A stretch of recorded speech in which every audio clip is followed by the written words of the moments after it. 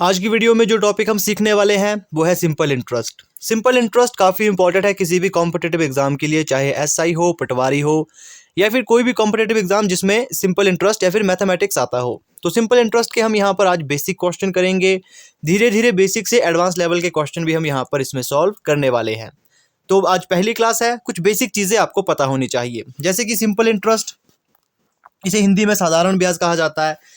इसका जो फॉर्मूला होता है वो होता है मूलधन, जिसे प्रिंसिपल कहा जाता है और शॉर्ट फॉर्म में से पी डिनोट किया जाता है, पी से डिनोट इसे किया जाता है, गुणा ब्याज जिसे कि आर से डिनोट किया जाता है, इनटू समय जिसे कि टी से डिनोट किया जाता है बटा 100।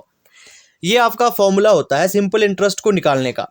लेकिन हर बार कभी कभी क्या होता है कि सिंपल इंटरेस्ट दे दिया जाता है, आपके पास रेट, टाइम या फिर प्रिंसिपल आपको निकालना होता है। प्रिंसिपल का मतलब वो मूलधन की राशि जिस पर ब्याज लग रहा होता है। तो अगर आपके पास मान लो सिंपल इंटरेस्ट दिया हो, इन तीन में से कोई भी चीज आपके पास ना दी हो, तो फॉर्मूला आपका ये रहता है। जैसे मान लो आपके पास प्रिंसिपल नहीं दिया है तो P is equal simple interest जो आपके पास दिया होगा उसे गुणा करेंगे 100 से, फिर बटा R गुणा T।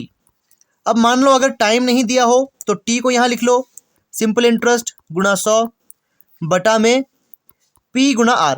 P का मतलब प्रिंसिपल होता है, R का मतलब रेट होता है, ये आगे भी आपको मैं बता दूंगा। तो चलिए सबसे पहला क्वेश्चन लेते हैं। जितने भी बेसिक लेवल के टाइप्स हैं वो सब यहाँ पर आपको क्लियर करवा दूंगा।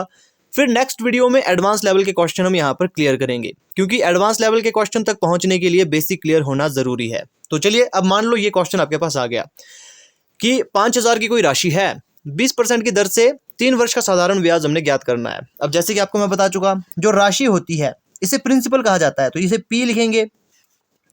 तो P हमारे पास 5000 है, इसे गुणा कर लो, रेट हमारे पास 20 दिया है और समय हमारे पास 3 दिया है, बटा 100 कर लो। इसे जब आप डिवाइड करोगे जो निकलेगा वो साधारण ब्याज होगा। अब देखिए यहां से 2 जीरो से 2 जीरो गई।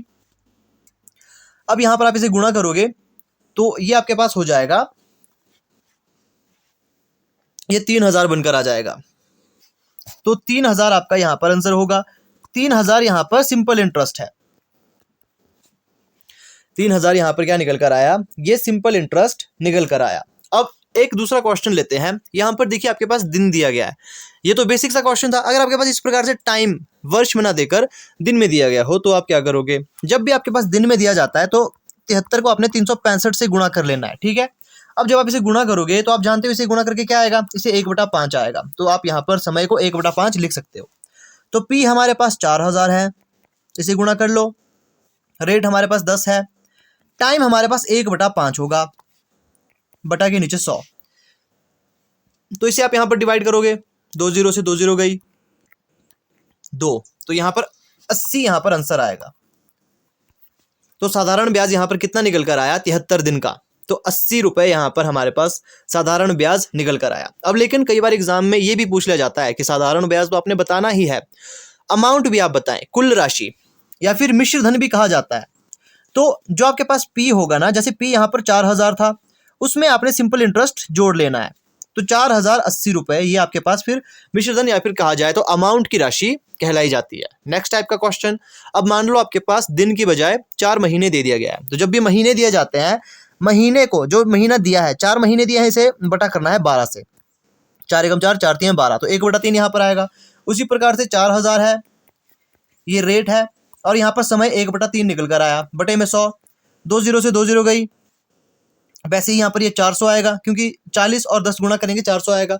400 को जब आप यहाँ पर 3 से डिवाइड करोगे तो लगभग आपके पास 133.33 इस प्रकार से कुछ आंसर आएगा। तो ये आपका साधारण ब्याज होगा 4 महीने।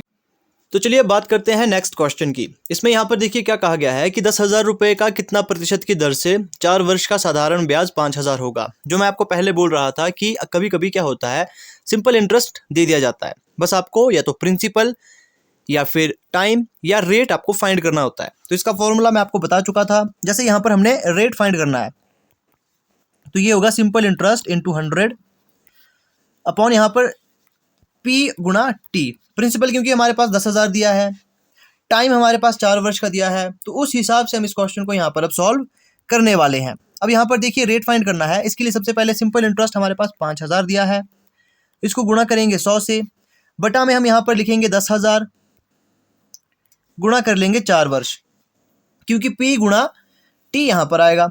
5000 से ये 2 बार गया, ये 50 आया। अब 50 को आप यहाँ पर 4 से डिवाइड करोगे तो 4 एकम 4, 4 दूने 8, 2 यहाँ पर बचता, तो 12.5 यहाँ पर आंसर आएगा। तो जो रेट होना था वो 12.5 होगा।